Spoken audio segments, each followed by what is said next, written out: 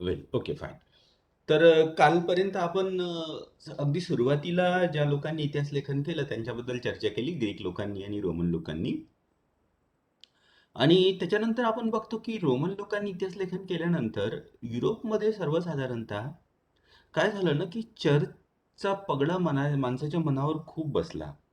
आणि इतिहास हे असं शास्त्र आहे ज्याच्यामध्ये तुम्हाला, ज्याला म्हणतात ना रिझनिंग, विवेक बुद्धीचा उपयोग करून तुम्हाला इतिहास लेखन करावं लागतं, जे की हिरोडोटस, थुसिडायडस आणि नंतरच्या रोमन इतिहासकारांनी करण्याचा प्रयत्न केला.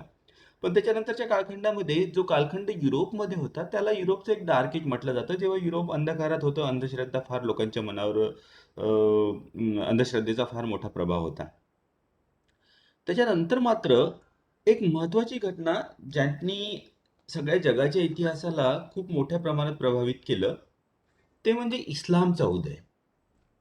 अरब, अ, जिथे वाळवंट होतं, त्या वाळवंटामध्ये वेगवेगळ्या ट्राईब होत्या आणि त्याच्यामध्ये मोहम्मद पैगंबरांनी इस्लाम धर्माचा प्रसार करायला सुरुवात केली. तर हा जो इस्लाम धर्माचा प्रसार जो होता, त्यांनी जगाच्या इतिहासाला, जगाच्या इतिहासाचे वेगवेगळे आयाम, सांस्कृतिक असो, शैक्षणिक असो, सामरिक असो, राजनैतिक असो, या सगळ्या गोष्टींना फार मोठ्या प्रमाणात प्रभावित केलं. आणि या प्राचीन काळाचा जो ग्रीक रोमन इतिहासकारानंतर जो इतिहास लेखनाची परंपरा ही तुटल्या गेली होती, त्या इतिहास लेखनाच्या परंपरेला पुनर्जागृत करून आणि त्याला एक चांगली नवीन दिशा देण्याचा खूप चांगला, खूप सफल प्रयत्न या अरब इतिहासकारांनी केला. आधुनिक काळामध्ये इतिहास लेखनाची फार मोठ्या प्रमाणात सुरुवात झाली 18व्या-19व्या शतकानंतर साधारणतः. तर अरब इतिहास लेखन हे साधारणतः प्राचीन काळातील इतिहास लेखन आणि आधुनिक काळातील इतिहास लेखन यांचा एक यांना जोडणारा एक दुवा आहे असं म्हटलं जातं.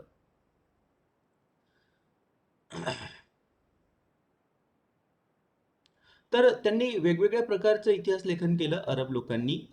एखाद्या राष्ट्राचं, एखाद्या देशाचं, ज्याच्यावरती मुस्लिम लोकांनी, अरब लोकांनी आपलं अधिपत्य स्थापित केलं. त्याच्यानंतर वंशाचा इतिहास लिहिला, डायनास्टिक हिस्ट्रीज.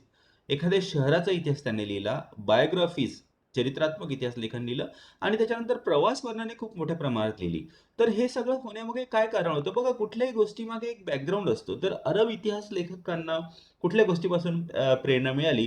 7व्या शतकापासून सर्वसाधारणतः त्यांनी इतिहास लेखनाला सुरुवात केली. आणि त्याच्यापूर्वी अरब लोकांमध्ये जो भूतकाळाची जाणीव जी अरब लोकांमध्ये असायची, ती सर्वसाधारणतः मौखिक स्वरूपात सांभाळली गेली असायची, मौखिक स्वरूपात जतन केली गेली असायची. जसं की हिरोडोटसच्या पूर्वी ग्रीक लोकांमध्ये होत होतं. तर ज्या गोष्टीमुळे अरब लोकांना इतिहास लेखनाची चालना मिळाली, त्याच्यापैकी अत्यंत महत्त्वाचं आहे, आधी सांगितल्याप्रमाणे, ते आहे इस्लामचा उदय. कारण इस्लामच्या उदयापूर्वी हे अरब लोक जे होते, वेगवेगळ्या अरब टोळ्या, यांचे वेगवेगळे देवी देवता असायचे. आणि हे नेहमी आपसात भांडत राहायचे. आपसात सारखं यांची युद्ध होत राहायची. आणि या युद्धामध्ये अपरिमित हानी व्हायची. आणि इतकी सगळी एनर्जी, इतकी सगळे रिसोर्सेस, हे सगळे जर का युद्धात आपले नष्ट होत गेले, तर जीवनाच्या बाकीच्या गोष्टीकडे लक्ष देऊन त्याचा विकास करण्याचा वेळ हा त्या समाजाला मिळत नाही. तसं अरबमध्येच इस्लामच्या उदयापूर्वी होतं. पण इस्लामचा उदय झाल्यानंतर काय झालं, की या सगळ्या अरब टोळ्या हळूहळू मुस्लिम झाल्या. त्यांनी इस्लाम धर्म स्वीकार केला. आणि इस्लाम धर्म ह्या अरब लोकांना एकत्र करण्यामध्ये एक महत्त्वाचा फॅक्टर होता. त्यांचे आपसातले संघर्ष नष्ट तर झाले नाही, पण बरेच कमी झाले. आणि मग एकत्रितपणे या अरब लोकांनी दुसऱ्या देशांवरती आक्रमण करून तिथे इस्लामचा प्रसार करण्याचा प्रयत्न केला. आणि मग दुसऱ्या देशांवर आक्रमण करून तिथे इस्लामचा प्रसार आणि आपलं साम्राज्य वृद्धी, या सगळ्या गोष्टीचं रिपोर्ट येणाऱ्या जनरेशनला मिळावं, या सगळ्या गोष्टीची माहिती येणाऱ्या पिढीला मिळावी, ही सुद्धा इच्छा त्यांच्या मनामध्ये जागृत व्हायला लागली. तर इस्लामचा उदय आणि सगळ्या अरब टोळ्यांचं एकीकरण आणि त्याच्यानंतर एक्सपान्शन, इस्लाम धर्माचा आणि त्याच्या इस्लामिक साम्राज्याचा प्रसार, ह्या दोन अत्यंत महत्त्वाच्या गोष्टी होत्या, ज्याच्यामुळे अरब इतिहास लेखनाला चालना मिळाली, अरब इतिहास लेखनाला प्रेरणा मिळाली. हळूहळू आपण बघतो की आशिया, उत्तर आफ्रिका, इव्हन स्पेन पर्यंत, युरोपियन जो कंट्री आहे तिथे, त्याच्यावर सुद्धा अरब लोकांनी आपलं आधिपत्य स्थापित केलं होतं. त्याच्यानंतर अरब लोकांनी पर्शियावर आपलं आक्रमण केलं. पर्शिया फार जुना सुसंस्कृत देश होता. आपण आधी पण पाहिलं की ग्रीक लोक आणि पर्शियन लोक यांचं फार काळ युद्ध चाललं. ग्रीक लोकांवर पर्शियननी आपलं आधिपत्य स्थापित केलं होतं आणि त्याच्या विरुद्ध ग्रीक लोकांनी स्वातंत्र्याचं युद्ध सुरू ठेवलं जवळजवळ 20 वर्ष. आणि हाच प्रामुख्याने हिरोडोटसच्या लिखाणाचा विषय आपल्याला दिसून येतो हिस्टरीज या पुस्तकाचा. तर ही पर्शियन लोकांवर अरब लोकांनी जेव्हा आक्रमण केलं तेव्हा बऱ्याचशा पर्शियन संस्कृतीतल्या गोष्टी त्यांनी आपल्या संस्कृतीमध्ये इंटिग्रेट केल्या, आत्मसात केल्या. आणि याच्याबरोबरच पर्शियन लोकांमध्ये जी ज्ञान परंपरा विकसित झाली होती, त्या ज्ञान परंपरेला सुद्धा अरब लोकांनी आपल्या संस्कृतीमध्ये इंटिग्रेट केलं, त्याचा त्याचा समावेश करून घेतला. आणि या संस्कृतीच्या वेगवेगळ्या आयामापैकी एक महत्त्वाचा आयाम होता इतिहास लेखनाची परंपरा. पर्शियन लोकसुद्धा फार पूर्वी ग्रीक लोकांच्या इतिहास लेखनाच्या परंपरेने प्रभावित झालेले होते.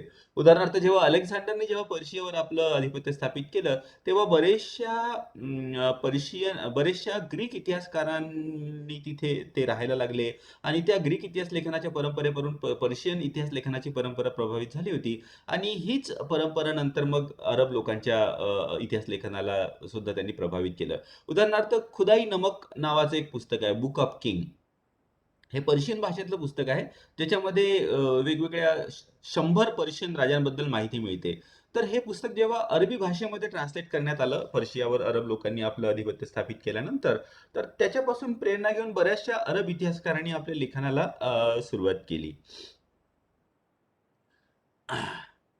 त्याच्यानंतर आपण बघतो की नंतर बगदादमध्ये एक खूप मोठं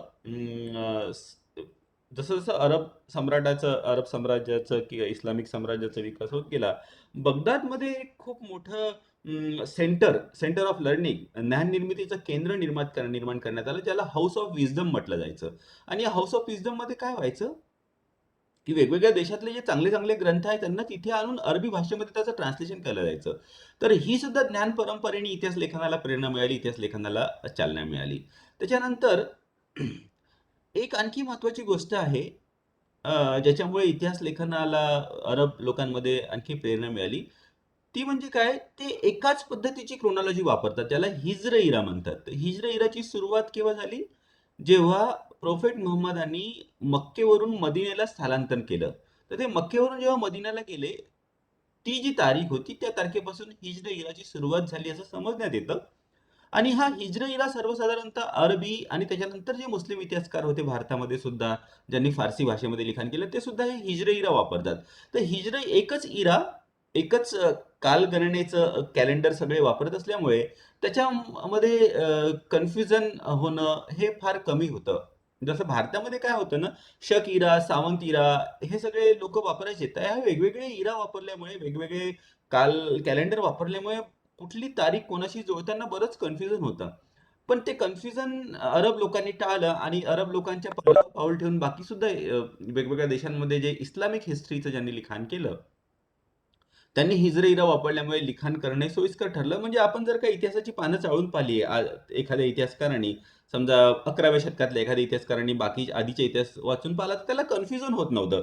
कुठल्या घटनेनंतर कुठली घटना घडली, कुठल्या घटनेनंतर कुठली घटना घडली, कारण सगळीकडेच हिजरा इरा वापरला जात होता. तर तेव्हा त्याचं इतिहासाचं आकलन जेवढं जास्त चांगलं, तेव्हा त्याची इतिहास इतिहास निर्मिती जास्त चांगली व्हायची.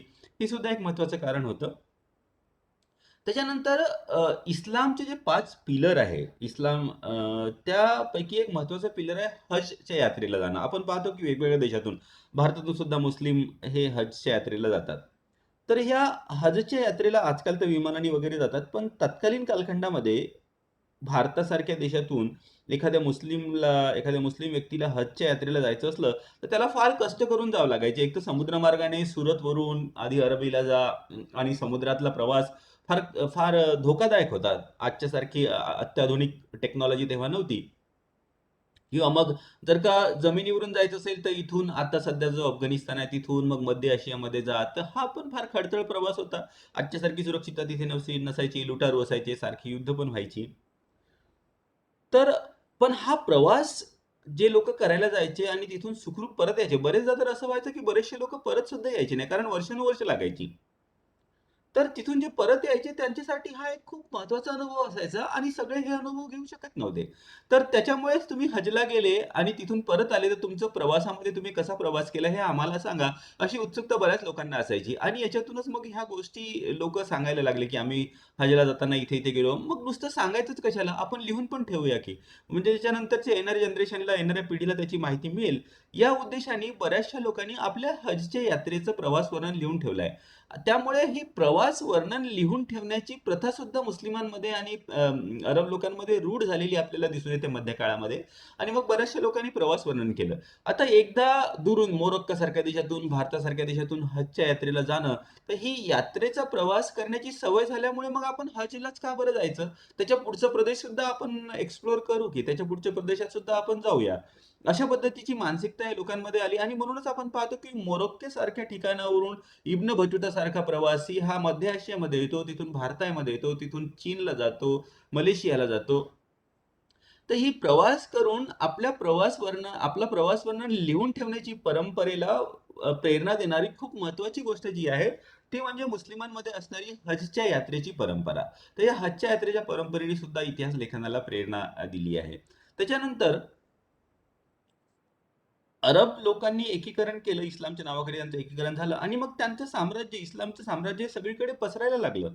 तर त्यांच्यामध्ये एक फिलिंग जरूर असायची, ज्याला म्हटलं जायचं खिलाफत. मुहम्मद पैगंबराच्या मृत्यूनंतर इस्लाम धर्म इस्लाम धर्म आणि राजनीती हे दोन्ही मिक्स झालेले होते. मुहम्मद पैगंबर केवळ धार्मिक नेते नव्हते, तर ते राजनीती नेते सुद्धा होते मुसलमानांचे. तर त्याच्यानंतर जे सक्सेसर आले, जे की मुस्लिमांचे राजनैतिक आणि धार्मिक गुरु मानले जायचे किंवा प्रमुख मानले जायचे. गुरु म्हटल्यापेक्षा प्रमुख मानले जायचे. राजनैतिक आणि धार्मिक प्रमुख मानले जायचे. त्यांना खलिफा म्हटलं जायचं. आणि इस्लामचं साम्राज्य सगळीकडे जरी पसरलं, तरी थिओरिटिकली, इन थिअरी एक विचार होता, की आपण सगळे मुस्लिम जे आहोत, ते या खलिफाचे नागरिक आहोत. आणि या खलिफाचं जे साम्राज्य होतं त्याला खिलाफत म्हटलं जायचं. तर इस्लामचं साम्राज्य सगळीकडे जरी पसरलं, तर तरी प्रत्येक देशाचा जो, जसं उदाहरणार्थ बरेच वेळा भारताचा सुलतान सुद्धा स्वतःला खलिफाचा सेवक म्हणून घ्यायचा किंवा खलिफाचा प्रतिनिधी म्हणून घ्यायचा. अर्थात तो प्रॅक्टिकली निर्णय सगळे स्वतःचे घ्यायचे, पण कुठेतरी मुस्लिम लोकांच्या मानसिकतेमध्ये ही गोष्ट होती, की आपण सगळे एका खलिफाचे नागरिक आहोत. आणि त्याच्यामुळे इतिहास लेखनाला एक सुरळीतपणा आला. सगळ्या इस्लाम धर्माचा इतिहास, सगळ्या इस्लामिक राजनीतिक अचीव्हमेंटचा, सगळ्या राजनीतिक ज्या युद्धक्षेत्र, युद्धामध्ये जय मिळाला, इकडे राज्य स्थापन झालं, तिकडे राज्य स्थापन झालं, हे सगळे एका सूत्रेने खिलाफतच्या संकल्पनेने आपसात बांधलेले होते. आणि त्याच्यामुळेच भारतामध्ये जरी मुस्लिम असला, तरी अरब देशाच्या इतिहासामध्ये काय होत आहे याची याची त्याला उत्सुकता असायची. अरब लोकांना सुद्धा भारतामध्ये काय होतं याची उत्सुकता असायची, कारण भारतामध्ये स्थापित झालेलं सुलतानांचं राज्य हे खिलाफतचाच भाग आहे, एकाच मुस्लिम साम्राज्याचा भाग आहे, अशी मानसिकता त्याच्या मनामध्ये होती. आणि ही जी आपसातली एक मानसिक सांगड होती, त्या मानसिक सांगडेने सुद्धा एका देशाच्या मुस्लिमाला दुसऱ्या मुस्लिम देशाच्या प्रामुख्याने इतिहासाबद्दल उत्सुकता वाटायची. त्याच्याबद्दल तो जाणून घ्यायचा प्रयत्न करायचा आणि त्याचं अध्ययन करून लिखाण करायचा सुद्धा प्रयत्न करायचा. तर हे जे खिलाफतच्या संकल्पनेने सुद्धा बरीच ज्ञानाची देवाणघेवाण झाली. आणि या ज्ञानाच्या देवाणघेवाणीमध्ये इतिहासाची जडणघडण सुद्धा एक महत्वाचा भाग होता.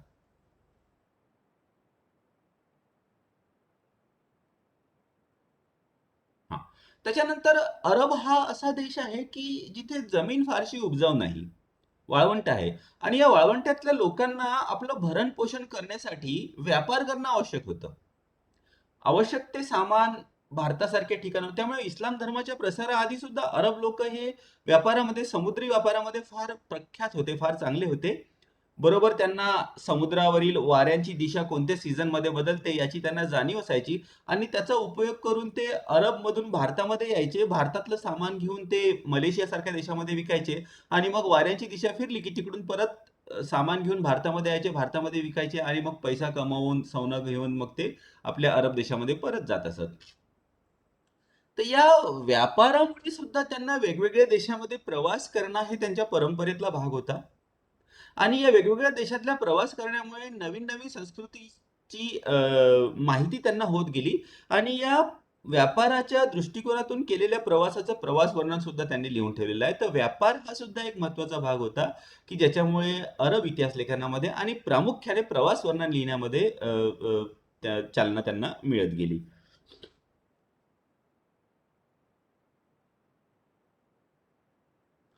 त्याच्यानंतर कुराण हा एकच इस्लाम धर्माचा ग्रंथ मानला जातो आणि सर्वसाधारणतः मुसलमानांनी कुराणाचं अध्ययन करावं, कुराणाचं वाचन पठण करावं अशी अपेक्षा केली जाते.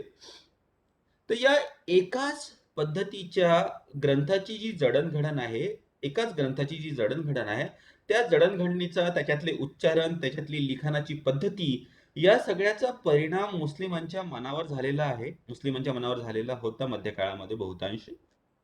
आणि त्या एकाच पद्धतीचं लिखाण करण्याचा प्रयत्न सुद्धा नंतर इतिहास लेखनामध्ये आला. त्या सारख्या सारख्या पद्धतीचं इतिहास लेखन केल्यामुळे आधी सांगितल्याप्रमाणे विचाराची देवाणघेवाण ही सोपं झालं.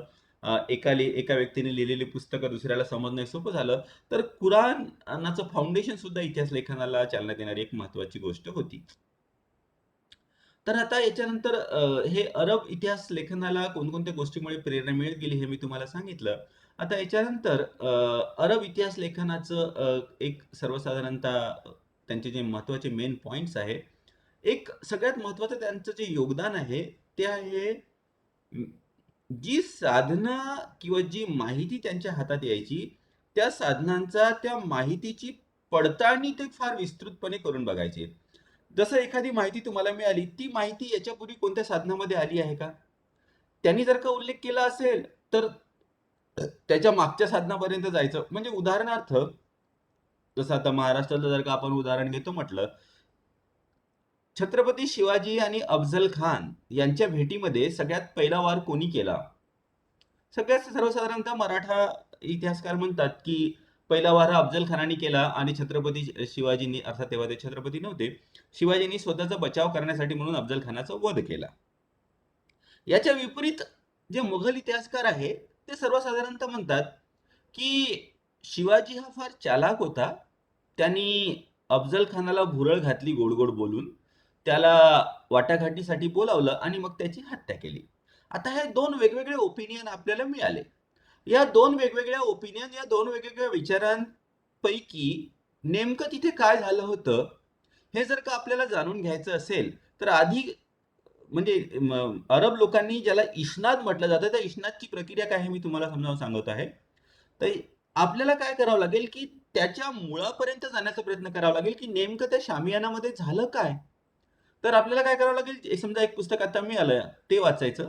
मग त्यांनी कुठला संदर्भ घेऊन ती माहिती दिली होती, तो ग्रंथ शोधून काढायचा. म्हणजे आता समजा एक लेटेस्ट इतिहासकार आहे कोणी, समजा बेंद्रे. बेंद्रेंनी जर का लिहिलं की समजा छत्रपती शिवाजीवर अफजल खानाने पहिला वार केला कारण त्याला शिवाजीचा वध करायचा होता, तर ती माहिती त्याला कोणत्या ग्रंथातून मिळाली? ती माहिती त्याला एखाद्या बखरीतून मिळालेली असावी.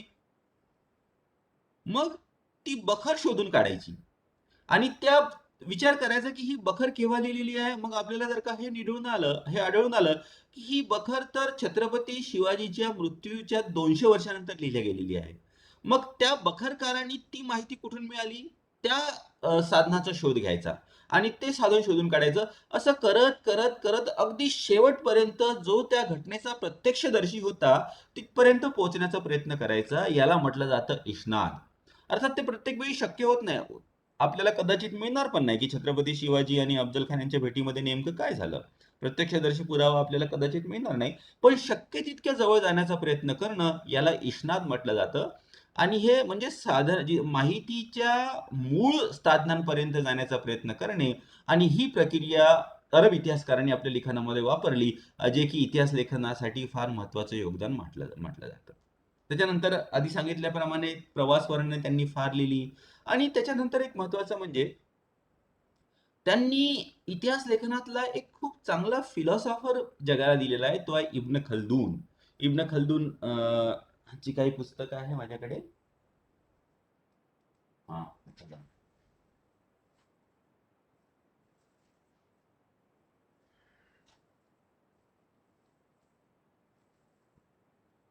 इब्न खल्दूननी जो इतिहास लिहिला त्या इतिहासाला त्यांनी ही प्रास्ताविका लिहिली जवळजवळ 300 पानाची. आणि या 300 पानाच्या प्रास्ताविकेमध्ये इतिहासाबद्दलच्या त्याच्या संकल्पना या स्पष्ट होतात. अर्थात इब्न खल्दून बद्दल आपण नंतर चर्चा करणारच आहे, कारण अरब इतिहास लेखनामध्ये इब्न खल्दून हा सगळ्यात महत्वाचा इतिहासकार साधारणतः समजला जातो. इब्न खल्दूनचं हे चरित्र पण आहे, त्याचे विचार त्याच्या या पुस्तकामध्ये आपल्याला डिस्क्राईब केलेले दिसून येतात. बरं. आता आपण जे इब्न खल्दूनची चर्चा आपण सगळ्यात शेवटी करू, आणि त्याच्या पूर्वी बघा, 3 सगळ्यात महत्त्वाचे अरब इतिहासकार आहे. इब्न खल्दून, इब्न बतूता आणि अल्बेरुनी.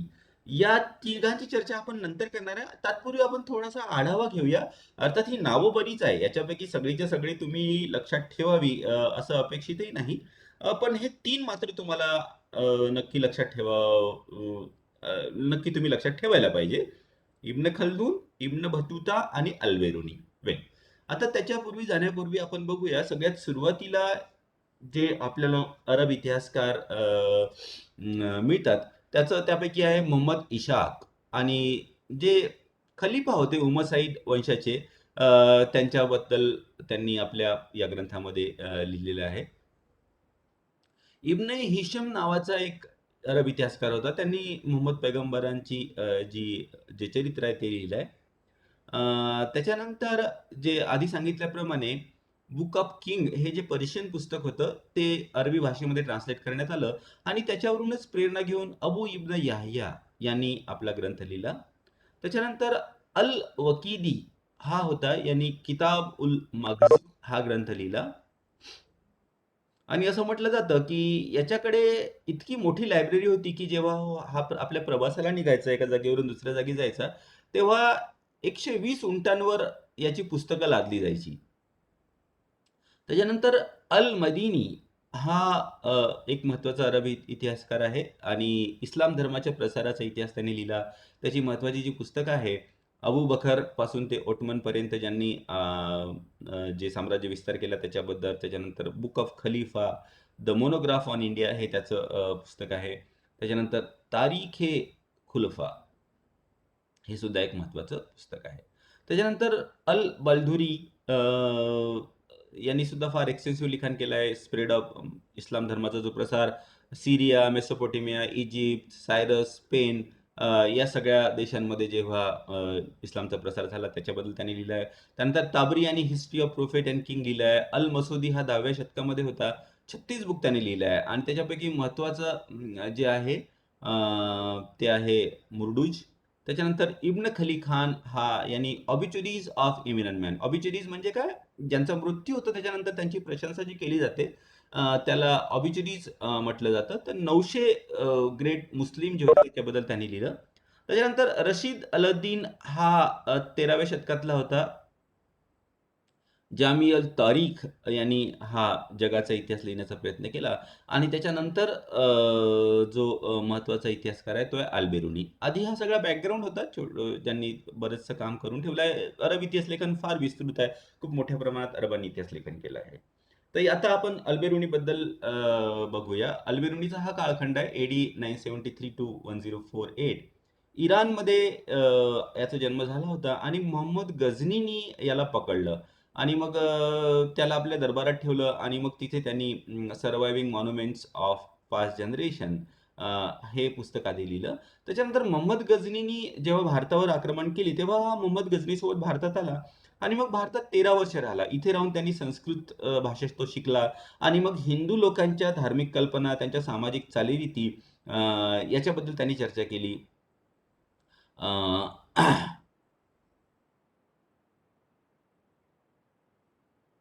आणि त्याचं जे महत्वाचं पुस्तक आहे ज्याच्यामध्ये भारताबद्दल बरीचशी माहिती मिळते ते आहे किताब ul Hind, book of India. आणि हे एक अरब हिस्ट्रोग्राफीचं खूप चांगलं पुस्तक मानलं जातं. इंडियन भारतीय फिलॉसॉफी, गणितामधलं त्यांची प्रगती, ॲस्ट्रॉनॉमी, सामाजिक चालीरीती या सगळ्या गोष्टीबद्दल तो लिहितो. त्यांनी फार डीप, फार खोलात भारतीय समाज व्यवस्थेचं अध्ययन केलेलं आपल्याला दिसून येतं. त्याचा जो इन्क्विस्टिव्ह नेचर ज्याला म्हणतात ना, एखाद्या गोष्टीच्या खोलात जाण्याची प्रवृत्ती ही त्याच्या लिखाणामध्ये दिसून येते. हिंदू लोकांच्या काही गोष्टीची तो प्रशंसा जरूर करतो, पण सांगतो की हिंदू लोकांची मानसिकता ही फार संकीर्ण झालेली आहे. स्वतःला ते फार श्रेष्ठ समजतात. जसं एका ठिकाणी तो म्हणतो की हिंदू लोकांना वाटतं की सगळ्या जगामध्ये आपल्या धर्मासारखा धर्म नाही, आपल्या देशासारखा देश नाही, आपल्या राजासारखा राजा नाही आणि दुसऱ्यांपासून शिकण्यासारखं आपल्याकडे काहीही नाही. आणि तो सोबतच हे पण सांगतो की या हिंदू लोकांचे पूर्वज मात्र इतके संकीर्ण मनोवृत्तीचे नव्हते. उदाहरणार्थ ऋग्वेदामध्ये म्हटलं आहे की let the noble thought come to us from all direction. जगाच्या सगळ्या कानाकोपऱ्यातून जे चांगले विचार आहे ते आमच्याकडे येऊ द्या. पण आजकालचे हिंदू लोक म्हणजे त्याच्या कालखंडामधले 11व्या शतकामधले हे मात्र दुसऱ्याकडनं काहीही शिकण्याचा प्रयत्न नाही. जे काही आहे ते आमच्याकडे आहे, अशी त्यांची मानसिकता झालेली आहे. आणि मग शेवटी तो सांगतो की folly is an illness for which there is no no medicine. म्हणजे मूर्खपणा ही अशी बिमारी आहे की ज्याच्यावर काहीच इलाज चालत नाही. आणि तो हिंदूंना त्यांच्या या संकीर्ण मानसिकतेमुळे नक्कीच मूर्ख म्हणतो. पण अर्थातच जिथे कुठे हिंदू धर्मामध्ये त्याला चांगल्या गोष्टी आढळल्या किंवा हिंदू संस्कृतीमध्ये त्याची तो प्रशंसा त्यांनीच केलेली आहे. त्याच्यानंतर प्रवास वर्णनामध्ये खूप महत्वाचं योगदान ज्यांनी केलं आहे तो इब्न बतूता. हा 14व्या शतकामध्ये उत्तर आफ्रिकेमध्ये याचा जन्म झाला होता. वेगवेगळ्या ठिकाणी त्याला प्रवासाची हौस होती. इजिप्त, सीरिया, जावा, सुमात्रा, चायना, श्रीलंका, इंडिया या सगळ्या देशाचा त्यांनी प्रवास केला. आणि त्याने जी इन्फॉर्मेशन सगळी कलेक्ट केली फार इंटरेस्टिंग डिटेल्स आहेत. 1334 मध्ये तो भारतामध्ये आला आणि त्यावेळी मोहम्मद बिन तुघलक हा दिल्लीचा सुलतान होता आणि त्याच्याशी त्याची भेट झाली. मोहम्मद बिन तुघलक त्याच्या बुद्धिमत्तेने फार प्रभावित झाला आणि त्यांनी त्याला आपला काझी म्हणून नेमणूक केली. पण त्या दोघांमध्ये काही मिसअंडरस्टँडिंग झाली आणि त्याचे परिणाम असे झाले की याला इब्न बतूताला मोहम्मद बिन तुघलकनी जेलमध्ये टाकलं. त्याच्यानंतर पण नंतर मग ते सगळं थोडंसं निवळलं गेलं. त्याचा गैरसमज दूर झाला. मग इब्न बतूताला कैदेतून मुक्त करण्यात आलं आणि चीनला सम्राटांनी आपला राजदूत म्हणून त्याला पाठवलं. अर्थात मग तो प्रवासाला गेला. त्याचं जहाज बुडालं, सगळं सामान बुडालं. पण नंतर तो कसा तरी लोकांची मदत घेऊन चीनपर्यंत पोहोचला. मग परत भारतातून परत येऊन तो नंतर आपल्या मोरोक्को या ठिकाणी परत गेला. तर त्यांनी जो ग्रंथ लिहिलाय रिहला, रिहला या त्या ग्रंथाचं नाव आहे आणि त्याच्यामध्ये कुतुबुद्दीन ऐबक पासून मोहम्मद बिन तुघलक पर्यंत हे जे भारतातले वेगवेगळे राजे होते, मुस्लिम सुलतान होते, त्यांच्याबद्दलची माहिती याच्यामध्ये तो लिहितो. त्यातल्या त्यात मोहम्मद बिन तुघलक ज्याला त्यांनी प्रत्यक्ष पाहिलं होतं त्याची माहिती ही अत्यंत महत्वाची आहे. अर्थात त्यांनी आपल्या देशामध्ये परत गेल्यानंतर जे जे काही त्याला आठवत होतं ते लिहिलं. त्याच्यामध्ये काही चुका निश्चितच आहे. पण तरी सुद्धा एक स्वतंत्रपणे मध्यकाळातल्या सुलतानाबद्दलचं विवरण त्याच्या पुस्तकामध्ये मिळतं. कारण जे बाकीचे जे बरेचसे इतिहासकार होते मध्यकाळातले, ते राजाच्या दरबारामध्ये नोकरीला असायचे आणि राजाच्या दरबारामध्ये नोकरीला असल्यामुळे राजाची प्रशंसात्मक इतिहासलेखन त्यांनी केलं आहे. पण इब्न बतूताला आपल्या देशामध्ये परत गेल्यानंतर त्यांनी लिखाण केल्यानंतर त्याला काहीही विनाकारण भारताच्या सुलतानाची प्रशंसा करण्याचं काही काम नव्हतं. त्यामुळे त्यांनी जे लिखाण केलंय ते जास्त विश्वसनीय आहे असं सर्वसाधारणतः समजलं जातं. या व्यतिरिक्त इराणी एक ऑफिसर होता. त्यांनी chain of histories and wonders of India हे पुस्तक लिहिलं. अबू अल बख्र यांनी रोड्स अँड रील, याकूत यांनी जॉग्राफिकल डिक्शनरीज, अल कझवी यांनी मॉन्युमेंट्स ऑफ लँड हे लिहिलं. आता एक महत्वाचा इतिहासकार आपल्याला थोडासा विस्तृत चर्चा करायची आहे. इब्न खल्दून आणि याचे विचार काय होते, तर ते आता आपण पुढच्या क्लासमध्ये घेऊया. इथपर्यंत तुम्हाला समजलं की याच्याबद्दल काही डाऊट आहे, काही शंका तुम्हाला विचारायची असेल तर तुम्ही मला विचारू शकता.